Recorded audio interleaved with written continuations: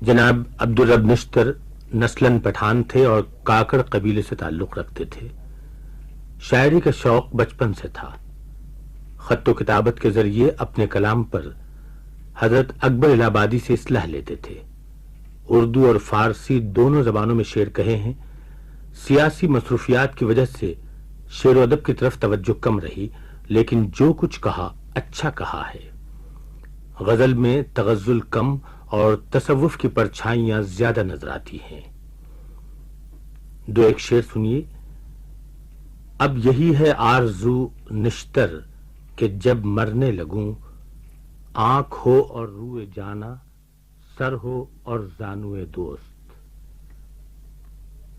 کروں ترک عشق بتا میں کیوں، ارے بے خبر کہ میرے لیے ہے حقیقت اس میں ہی جلوہ گر، تیرے واسطے جو مجاز ہے۔ سردار عبدالرب نشتر نظمیں بھی کہتے تھے مگر بہت کم، زیادہ تر سیاسی موضوعات پر نظمیں کہی ہیں۔ اپنی سیاسی سرگرمیوں کی وجہ سے جیل بھی گئے۔ 1936 میں قائد اعظم نے مسلم لیگ کو سنبھالا تو عبدالرب نشتر کو لاہور میں لیگ کا کونسل ممبر چنا۔ پھر تادم حیات وہ مسلم لیگ ہی سے وابستہ رہے۔ 37 سے 43 تک صوبائی اسمبلی کے ممبر رہے۔ 46 میں کونسل آف اسٹیٹ کے رکن منتخب ہوئے۔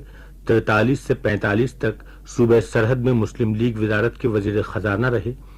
46 میں مسلم لیگ کی طرف سے ہندوستان کی متحدہ پارلیمنٹ کے وزیر مواصلات مقرر ہوئے۔ پاکستان بنا تو سن 47 سے 49 تک مرکزی حکومت میں وزیر مواصلات کے فرائض انجام دیے۔ 49 سے 51 تک پنجاب کے گورنر رہے۔ لیاقت علی خان کی شہادت کے بعد مرکز میں وزیر صنعت بنا دیے گئے۔ پھر آپ نظریاتی اختلافات کی بنا پر وزارت سے علیحدہ ہو گئے اور پشاور آ گئے۔ سردار عبدالرب نشتر کا شمار پاکستان کے بانیوں میں ہوتا ہے۔ آپ قائد اعظم کے دست راست تھے۔ سردار عبدالرب نشتر کا نذرانہ عقیدت رسول پاک صلی اللہ علیہ وآلہ وسلم کی بارگاہ میں۔ شب و روز مشغول صلی اللہ ہوں، شب و روز مشغول صلی اللہ ہوں،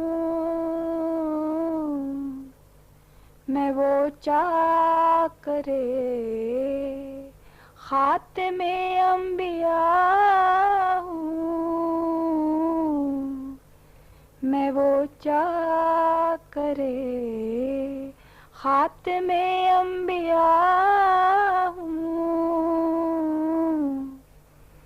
شب و روز مشغول صلی اللہ ہوں،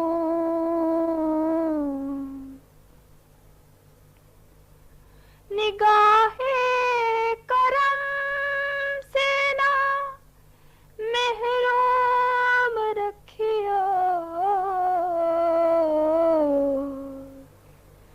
نگاہ کرم سے نہ محروم رکھیو،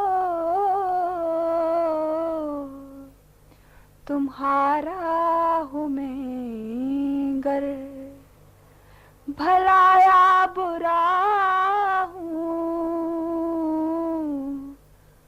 تمہارا ہوں میں گر بھلا یا برا ہوں، شب و روز مشغول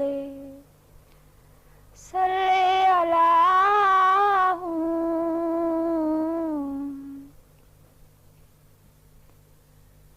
مجھے بھی ہو معراج، معراج والو،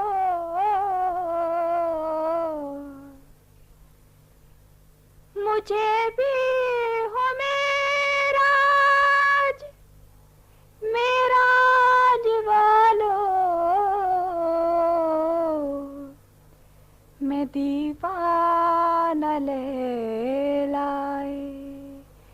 मेराज का हूँ